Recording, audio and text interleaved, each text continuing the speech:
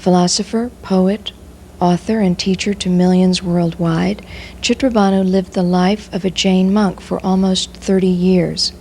He now lives among us and shares his knowledge and his insights so that we may, each one of us, find our own key. The Jain Meditation International Center welcomes you. Today, Gurudev Chitrabhanu will speak on psychic awareness.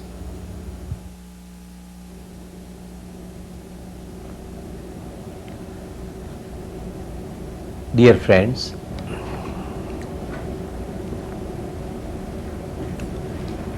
our life is growing through various levels of consciousness and awareness. And as we go on learning, practicing meditation, studying the teaching, we go on climbing each time one rung of the ladder. Ultimately, we are able to reach the highest rung of consciousness, where we feel and experience light, love, and liberation.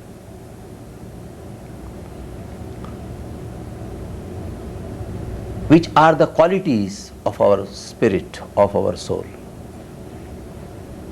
Other things are there to provide us a comfortable life. They are all beautiful means. So, first of all, we have to see and have a sense of discrimination between means and end. The steps and destination. There are so many things in the world for which we are spending our days and night.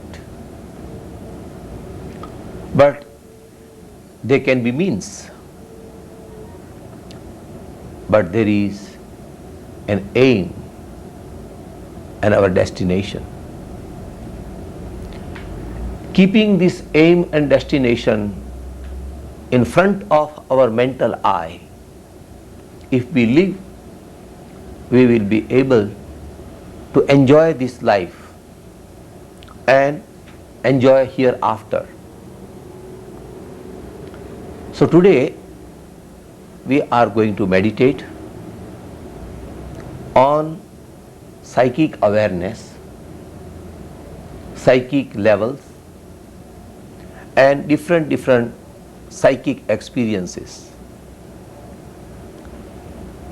Mahavira has given a beautiful analogy. And this analogy or anecdote will be very useful to understand the subject. He mentioned that there are 4 types of flies you see, bees.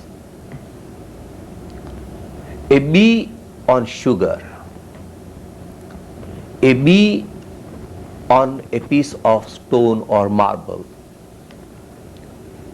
a bee drowned in honey, and a bee sitting on a phlegm or mucus. You see 4 types of flies. You will see the attitude of mind or psyche can be compared with these 4 types. The psyche, which enjoys in the universe the freedom to fly and move on, and at the same time enjoys the sugar, sweetness of life, and turns every event into sweetness. And then another type of fly, which has the freedom to fly, but does not know how to enjoy the present and the presence. Where the fly is sitting, so it is sitting on a stone, so there is no sweetness, but it has freedom to fly. The third fly you see, which is drowned in honey, it has sweetness, it enjoys sweetness, but its wings are caught up in the stickiness. So when it tries to fly, it is not able to fly away, it is not able to go away because of the stickiness. And the fourth fly, sitting on a phlegm, it has nothing to enjoy or enjoy sweetness, and at the same time its wings are caught up in the stickiness of mucus. So it struggles and dies in the same spot. You see psychic. If you look around the world, you will see the four types of people, the four types of approaches in life. And according to their approach, they are making their life. Those whose psychic is like the psyche of the awareness of the fly which is sitting on sugar, they are always watching their freedom. They do everything, but they don't lose their freedom. There will be temptation, and there will be privation, and there will be infliction. But in all infliction or privation or temptation, they will see that their freedom to fly must remain intact.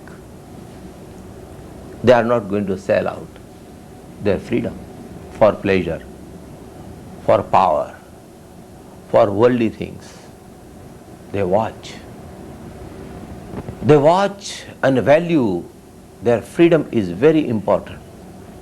And the freedom, it is not only physical, psychological, mental and emotional, where one is not caught up anywhere.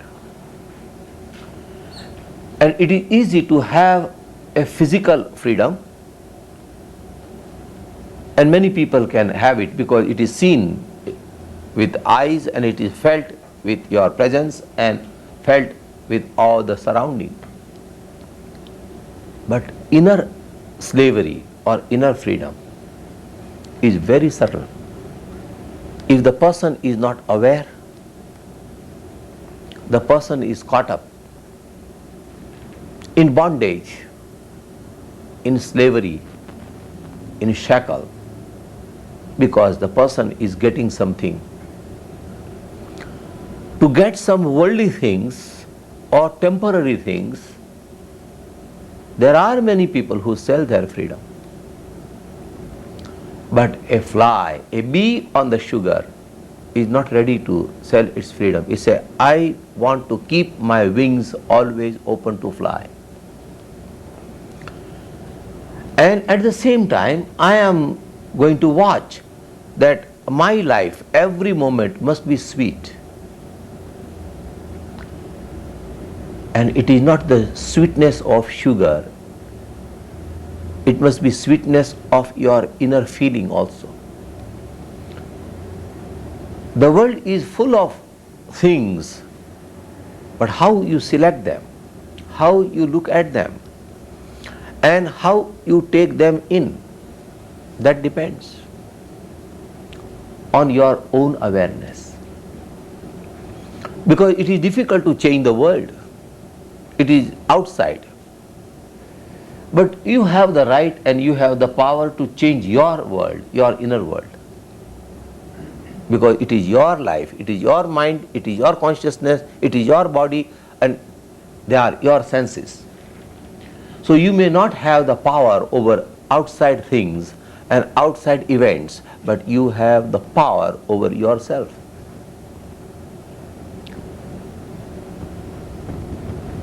There comes a story in life of Buddha, and somebody, Devadatta, comes and blames him because Devadatta's son was initiated, and Devadatta became very upset, and he came and started blaming Buddha. He started using angry words, and he called him with various low type of words. And after half an hour or 1 hour, when he was exhausted with passion, with anger, with excitement, and you know, all excitement ultimately take away your energy. They suck away our energy, so that is why calmness is beautiful. But our mind is restless. It does not enjoy calmness. And that is why we need meditation, we need training. So Buddha was enjoying his meditation with a very pleasant smile. So after 1 hour, this man got tired, exhausted. So Buddha asked one of his students to bring some water for this man.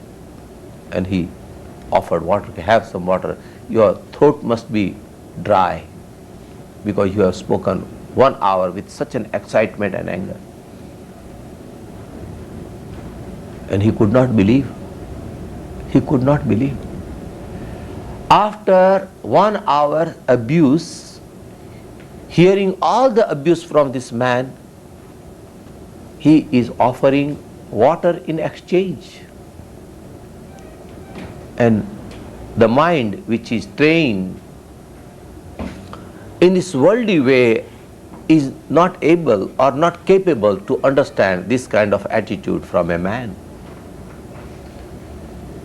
So he took this water and drank, and then he asked him a question, that I told you all the bad words for an hour. Did it not hurt you?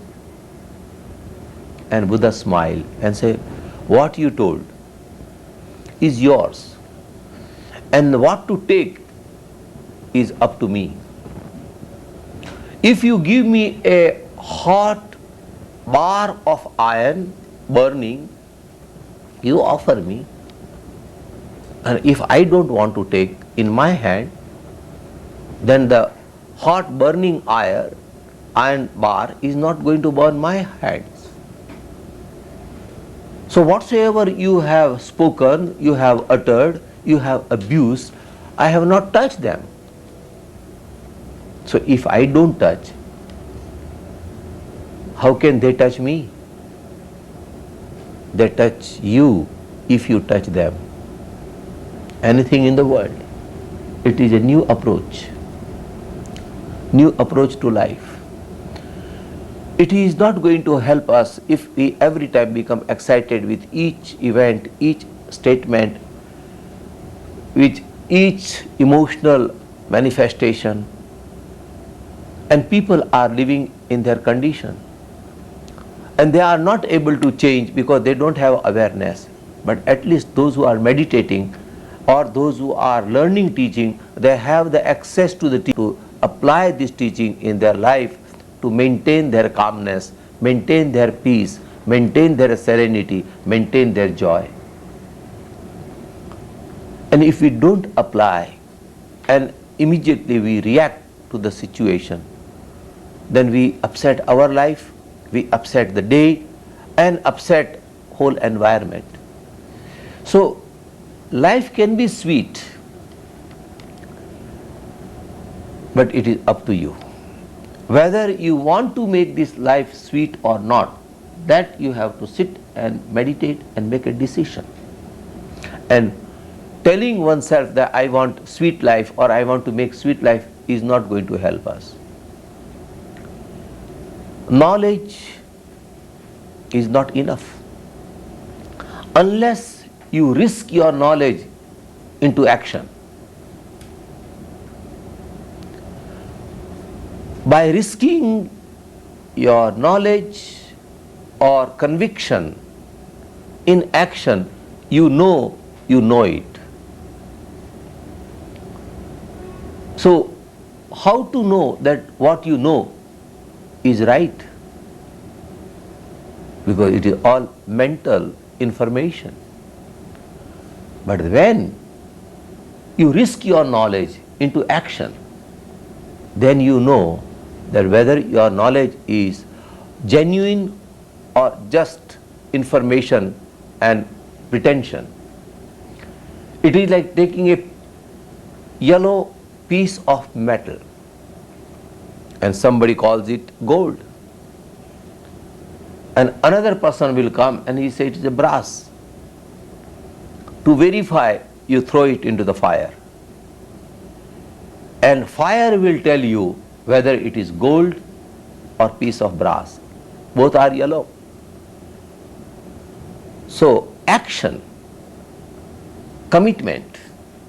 When you commit to something in your life and you carry on, and if you are able to maintain, then you know that your knowledge is true knowledge. It is not just information. It is not you have memorized. It is not just you have learnt it by heart. You know that if this knowledge is so sound, you can put it into the action. So the criteria of knowledge is to risk it on or in action. So when occasion comes which upsets you, which angers you, which creates some kind of ego in you, that time you apply this information. But the sad thing in life is, we are calm when the atmosphere is calm. And when occasion comes of excitement, that time we are so much excited. So in that excitement, our knowledge flies away. So we don't remember anything in that moment. What we remember is reaction. So that is why we need some kind of calmness. We have to cultivate it. We have to practice it. And when you practice it for a long time, then you are able to bring that knowledge into the time of crisis, into the time of action. We are carrying the load of knowledge, but we don't know when to apply. There was a very well-known king, and he was proud of his power. He was proud of his strong influence, and he was full of conceit that he was a great, powerful king. And everybody around him went on flattering him, buttering him. And people don't mind about your progress. They see that what benefit they are getting from you, and they go on using words. We don't have true friends who can tell us genuinely what to do and what not to do. And we are not trained in that way to listen to the friends, and anybody tells us truth, we become angry because we are pampered. We are flattered. We are buttered. And everybody from the childhood went on telling you, oh, you are so cute, baby. Oh, you are such a nice person.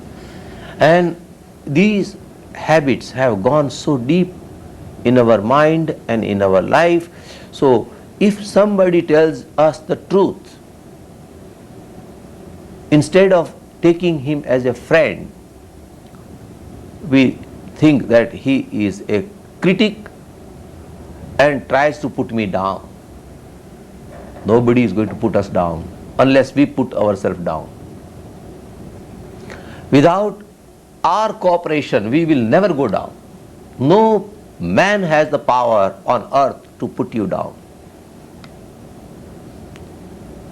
it is your cooperation takes you down. So here,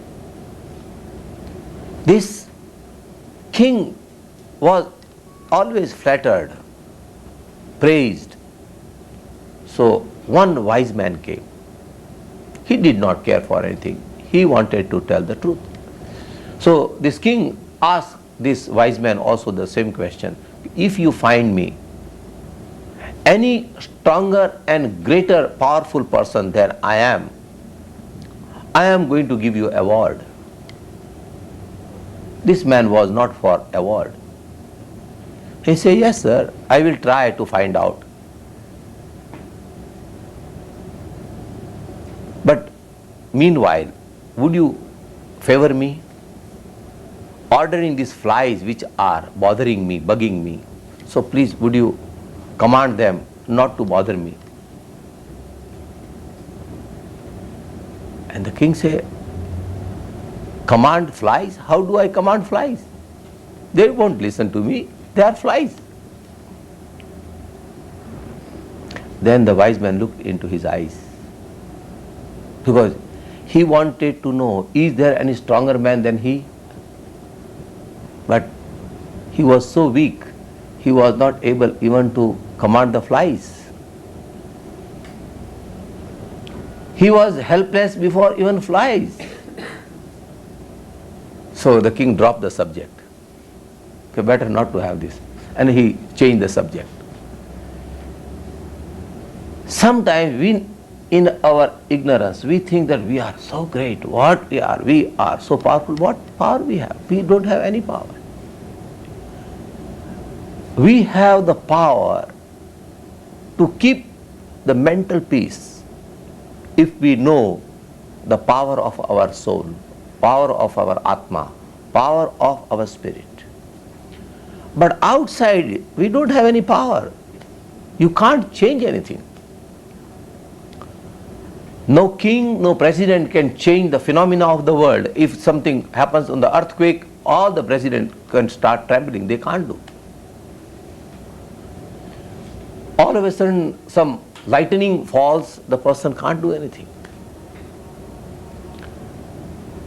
Some drought comes, or some kind of floods the land,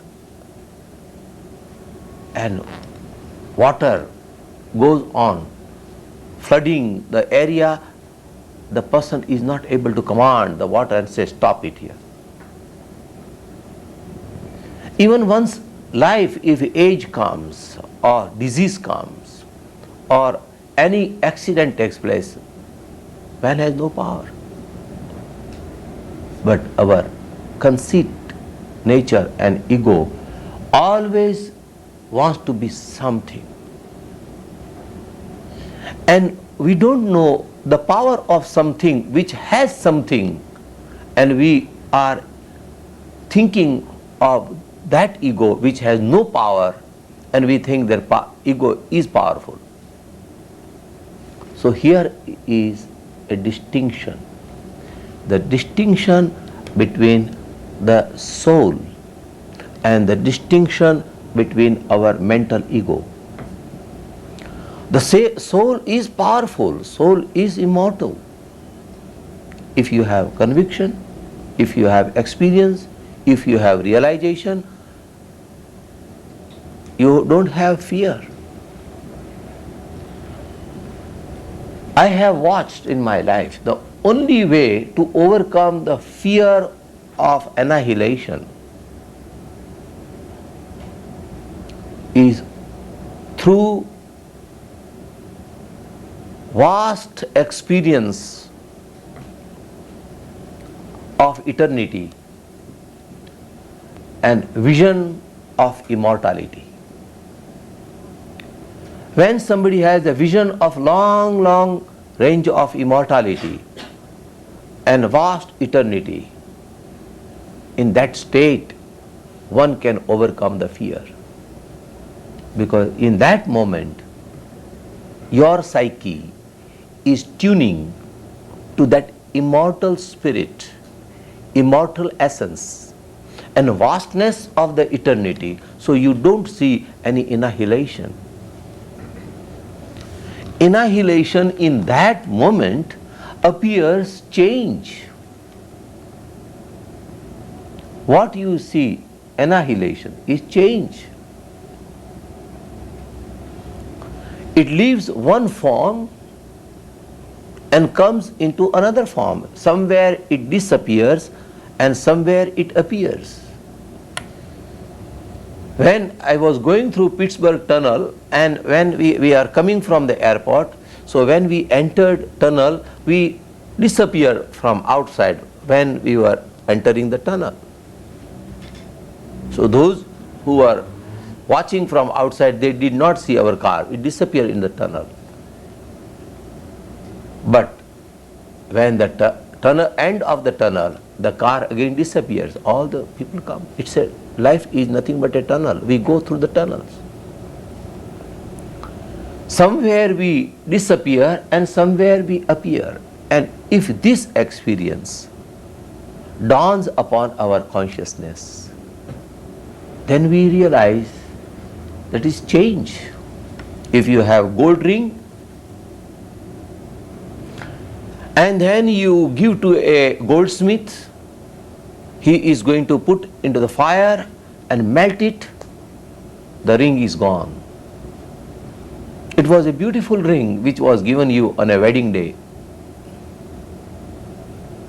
So when you give to a goldsmith, he melts it, the form is gone. And then the piece comes and he asks you, what you want to make of this gold now? And you say, well, I don't want ring now because the relation is over, the ring is over now, but I want to make some new earring. So the new earring come out. So the annihilation of ring creates the new birth of the earring. Gold is there, form is gone. Form is not gone. The form goes, but the essence, gold, the real material is there. We go on changing form. It changes. It must change. If it does not change, the world will be a boring place. I tell you, if the people live 500 years, all these people, and they go on coughing and throwing phlegm everywhere and not able to walk and having all the props in the street, it will be a boring place. All tired, sick, old, retired.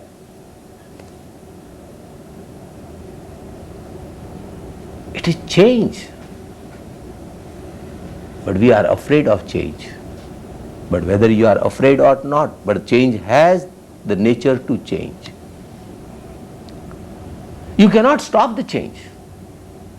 And when you have the courage to accept the change, you go through and you are able to rebuild everything.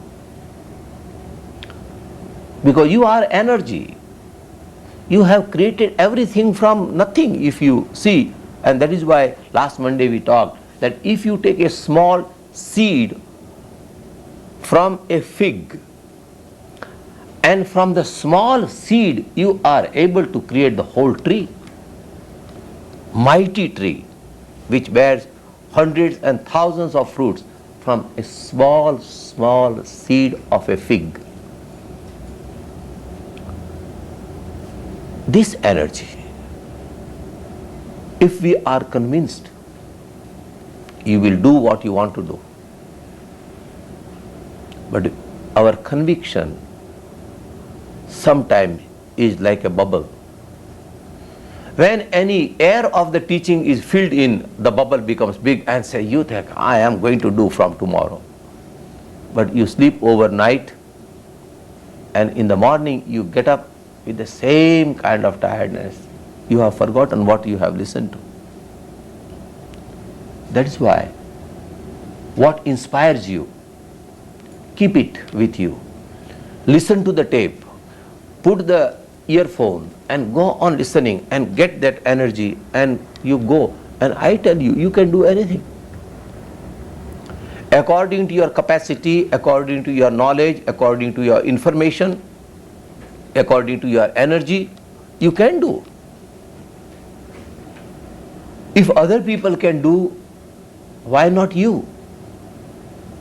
You have this all capacity, you have good gift. I heard the story that somebody went to Henry Ford for help.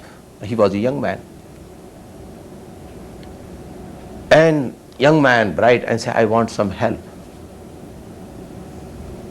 And Henry told him that I can't give you anything freely. Do you want to sell something? He said, I don't have anything to sell. He said, I want to buy from you. You want to sell your eyes? I can give you $10,000 if you give one eye, because there are many blind people already today. You want to sell a kidney? We will give $5,000. And then he went on telling him the value of each limb. And he counted $1 million. Okay, now you have $1 million worth things. You have heart. If you want to sell it, I can give you only $500,000 for your heart if you want to sell it. You are a millionaire. Why you think you are poor? Why you think I don't have anything? Why you tell these hopeless things? You have everything. Get up. The boy did not stand for a minute. He got out. And after 7 years, he threw a party and he invited Henry and he introduced himself. And he said, do you know me? He said, no, I don't. Okay, I am a millionaire. You made me think that I am a millionaire. I came for some help, for some bucks, for some money. I thought I was poor, but you inspired me. Your words kindled my awareness, and I realized that I have great heart, best brain, all 5 senses. I am not using them.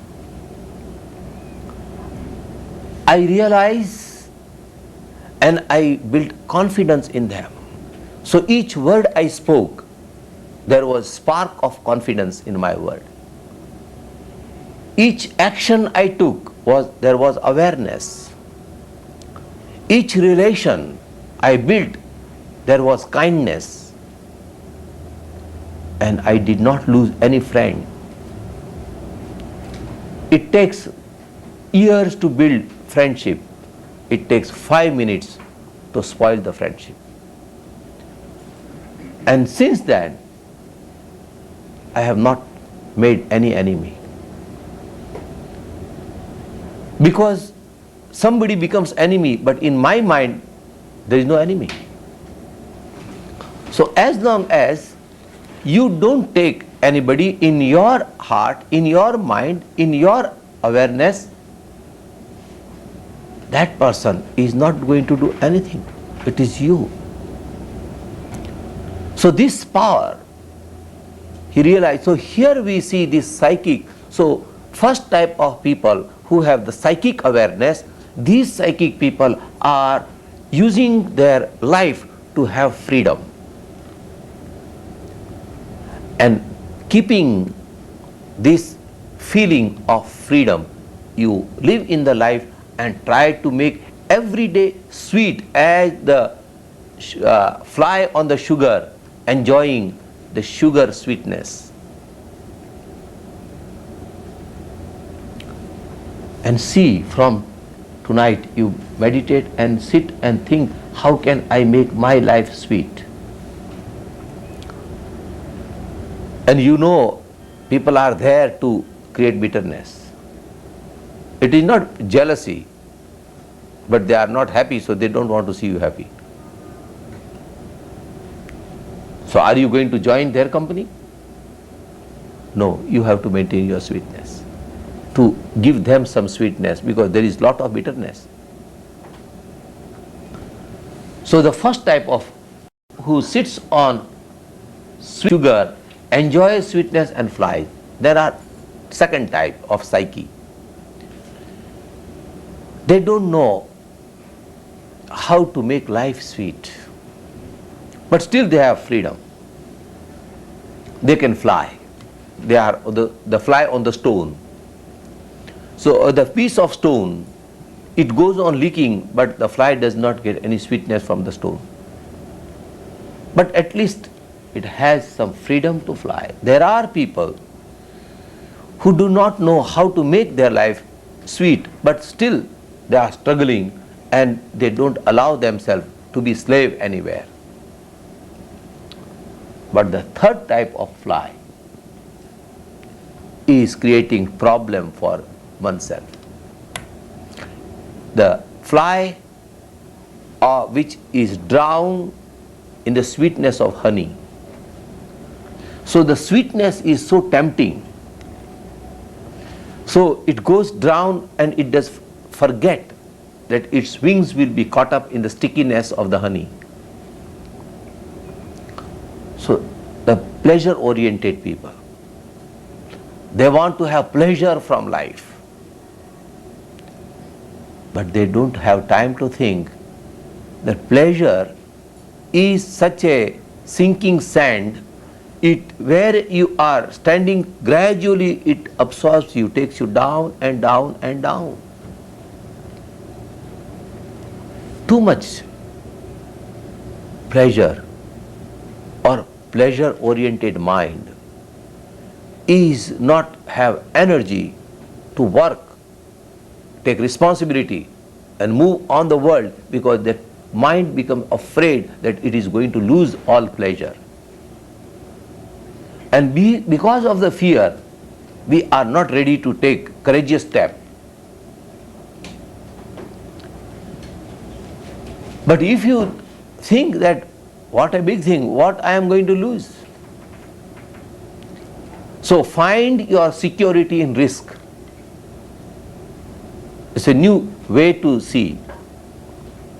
You find your security in taking risk. And sometimes you lose, but ultimately sometimes you are going to gain. But a person who lives under fear, anxiety, is carrying the burden of anxiety. One man came to see a master, and master told him that for 3 days I am busy, I am meditating, and you have to stay for 3 days. But this man was very busy, and he told master that I don't have time, I am very busy man. Then he said, you are free to go. For 3 days I don't have time to give you. As you don't have time, I don't have time. But the master said, I don't see you are doing anything, you are sitting and enjoying it. You are basking under sun. That is why I don't have time.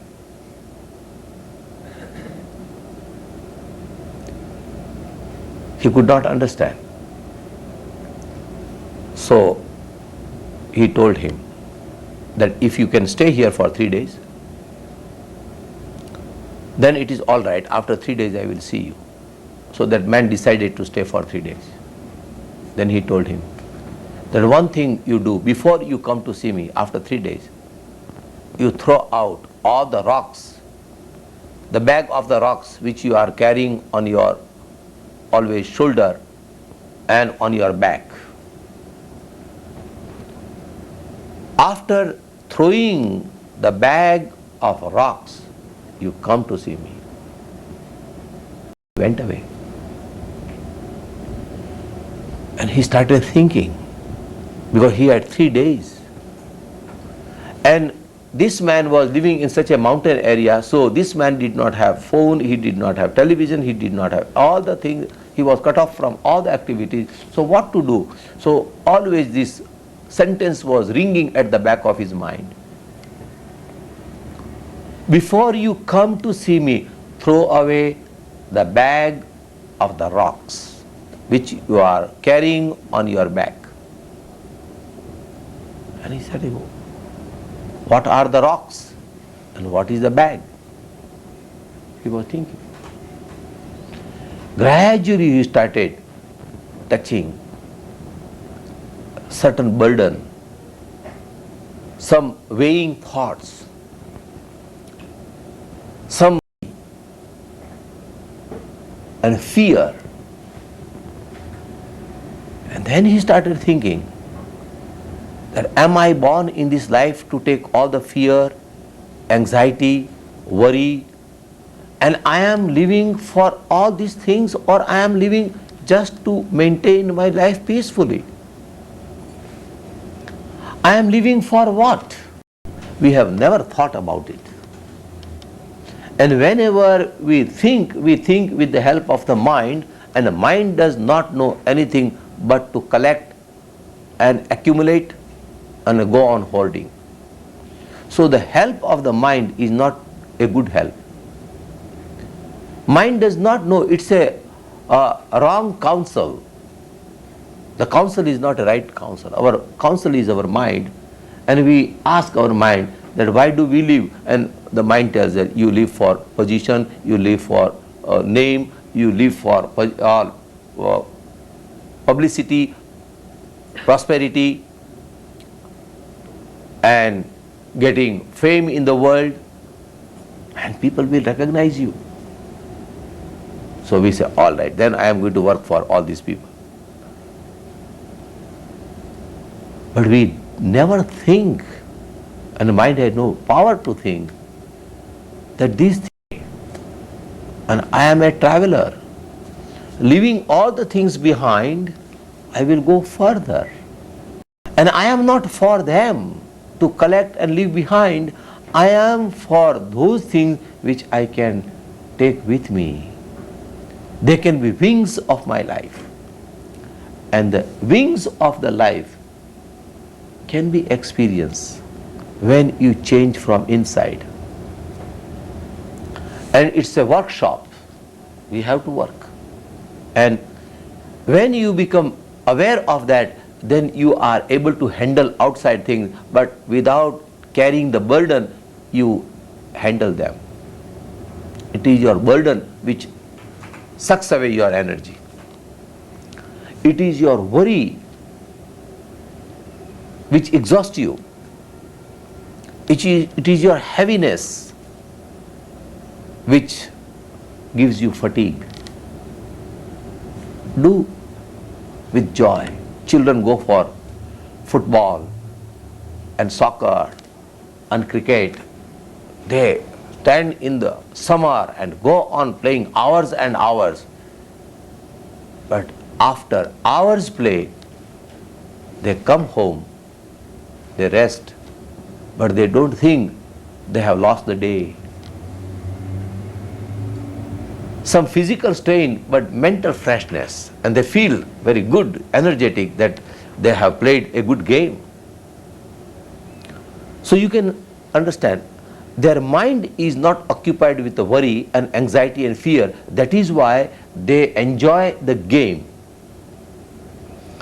And after 8 hours play, they feel freshness in their mind. So it is not work which is taking away our energy and exhaust us, it is our fear. And what is fear?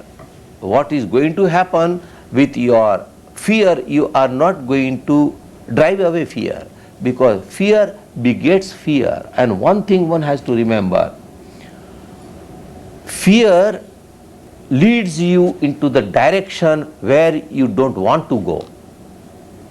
That is the nature of fear. It faces the direction of which you are afraid. It always takes you in that direction. So the best way is to tell your mind that I am going to work. I am going to do my work. I will concentrate. But I will make everything a play, a game. Life is a game. Play it very well. and let the world be a witness, but you feel light. And this is called the second what called psychic awareness. In the psychic awareness, you are able to change your attitude towards your work. So from outside, people don't see any change, but from inside you are seeing another part of life. There was a man who window was open to a jungle, a forest, and a beautiful garden. Another window on the west side was facing all this garbage dump, and people were dumping garbage there, and it was a bleak and very offending odor was coming from that window. But he arranged his chair always in that way, so he would face that west side. So he would have bad odor and say, oh, it is offending. He would see and see garbage and say, oh, who wants to see it? Whole day he would blame. So one day a friend came to see him. So he was complaining about his life. So his friend told him that why don't you change the position of your chair and take the desk and everything there. He said, where? Okay, you have the window facing east. It is just to take away this table and the chair and direction and readjust everything. But he said, who is going to do it? I don't want to. For years I am sitting in the same place. I will continue in few years. Let me kill these few years in the same. But he would complain and would not change the chair, would not change the desk, would sit there and go on grumbling. We have this tendency. We don't want to face the east. We don't want to take the chair there. We don't want to take the desk there. There is beautiful garden. There are good things in our life. If you can count, if you can watch, you have good things. I have tell you good things. Even the poorest person has the richest gift,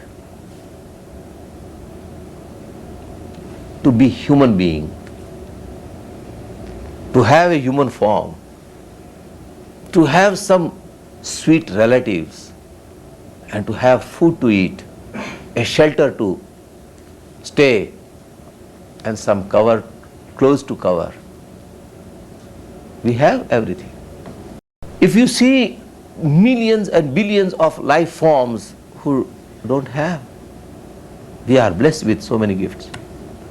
But we are always seeing the all dumping of garbage and the offending odor and go on complaining the world is such nasty, people are such, and we remember those things which are creating bleak feeling in our consciousness. We have to change our psyche.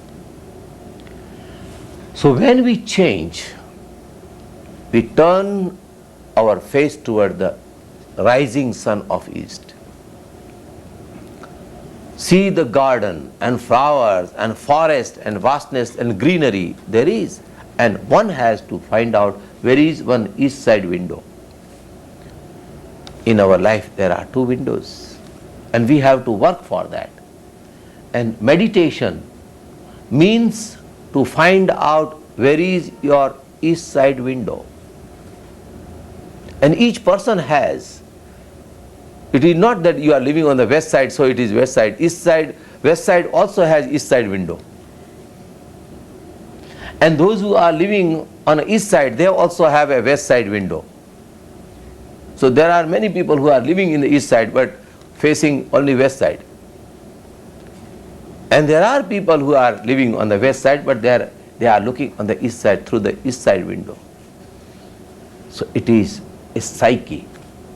So the first fly, what we have talked, is a fly which is sitting on the sugar and have a freedom to fly. Another type of consciousness which is sitting on the stone and has the freedom but does not have anything to enjoy. The third type of psyche, which is now in the liquid of honey, its wings are caught up, leaking some sweetness, but when the time comes to fly, it is not able to fly, it dies. And the fourth type of the fly, which is in phlegm, in mucus, it has nothing to enjoy and nothing to fly, because its wings have caught up and it is not able to fly, it is not able to enjoy. So you will see there are people who do not want to see light, and they are always going down and down. By the time when the time comes for departure, invaded with disease, with negativity, fear, ultimately the fear overcomes and they are paralyzed. But with this experience, you can make your life very different. You can live in the world and you can have the psyche of the fly, of the bee, which is sitting on the sugar and enjoying sweetness, and time comes and it has the freedom to fly. And to experience that freedom is the purpose of our meditation. So we have 4 levels. The level, one level which is very down level, which we talked about, this fly of the phlegm. The second level is the fly which is sitting in honey. The third is on stone, and the fourth is sitting on the piece of sugar. And these 4 levels we watch, but it is not watching outside, we have to take inside. And we see that on which level I am working or on which level I am functioning. And when you know, you are able to change your level. You say, no, I don't want to be on this rung, let me go up. So the moment you are aware on which level you are standing, you are able to upgrade yourself. And the best gift what human being have is to upgrade themselves. Upgrade, they don't have to go in the world to get. And friends, I tell you, nobody is going to approve whatsoever you do. If you ask opinions, they are going to find out some fault with you. I have found in my life.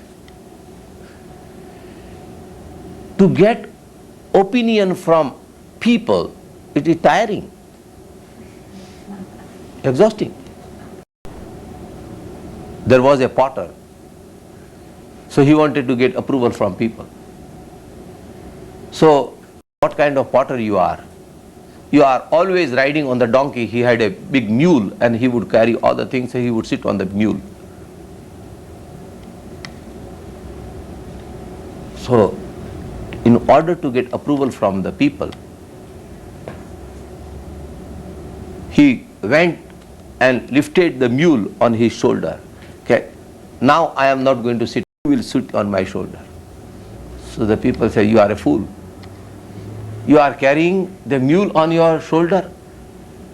So he realized that lifting that mule, he got slipped, and people called him a fool. So he could not cure the slip disc, because he tried to lift the mule and the donkey on his shoulder instead of sitting on doing what he wanted to do. So approval from people, it is tiring. Just you take your meditation, sit and watch these 4 steps, and in the end you feel that how you are making your life. You are living and events are coming, and each event is goading you further to go. And I have found any new problem comes, I smile at the I say, now you want to test me. Are you a challenge in the form of a problem? And I am going to turn you into a challenge. Turn every problem into a challenge. Let it come. You build your muscles. You bring out all your energy to one-pointedness. But if you look at the problem as the problem is going to frighten you. But if you see in the face of a problem, a challenge, you say, well, you are goading me to go further. It is good you came, otherwise I would have gone into indulgence of all the comfort and I would have forgotten myself. Always you see, crisis bring people together, I have noticed in my life. And politicians always create crisis in order to keep control over the people. I watch any country, when the president or the prime minister or any monarch if sees that people are now relaxing and they are going to have some step against the president or the prime minister, these people create a crisis. So when they create crisis, people are united because they have to face something. So in each nation this thing happens, in life also. Crisis bring energy together. So if we have any crisis in our life, we will collect our energy together, and with the collected energy we will be able to lift our psyche on the highest level of consciousness. So friends, we are happy that we have some time to meditate on these 4 stages of psychic awareness, and let us meditate and feel where we are.